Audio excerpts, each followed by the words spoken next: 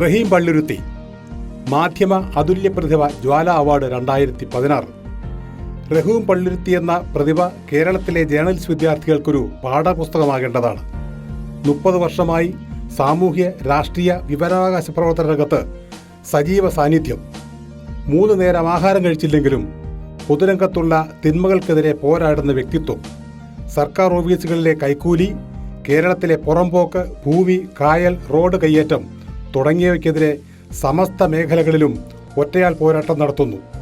സമൂഹത്തിൽ നടക്കുന്ന ഇത്തരം നെറികെട്ട കൂട്ടുകച്ചവടങ്ങൾ ജനങ്ങളെ ബോധ്യപ്പെടുത്തുവാൻ ഒരു പത്രം പ്രസിദ്ധീകരിക്കുന്നു.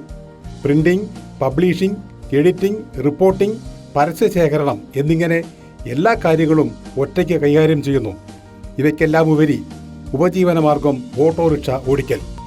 ഒരു കണ്ണിന് അല്പം കാഴ്ചക്കുറവുള്ളതിനാൽ വൈകിട്ട് 5 മണി വരെ മാത്രം.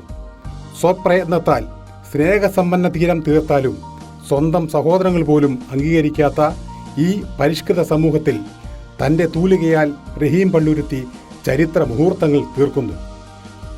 ഇരുളും വെളിച്ചവും പ്രപഞ്ചവും മനുഷ്യന് നൽകിയ ആടയാഭരണങ്ങളാണ്. ഇത് കണ്ണുള്ളവർ കാണണം, കാതുള്ളവർ കേൾക്കണം. ഇദ്ദേഹം പ്രസിദ്ധീകരിക്കുന്ന രചനാപാടവത്തിൽ ജനമനസ്സുകളിൽ ഇടം പിടിച്ച മലയാളം വർത്തമാനം മാസിക സമൂഹത്തിനൊരു മുതൽക്കൂട്ടാണ്.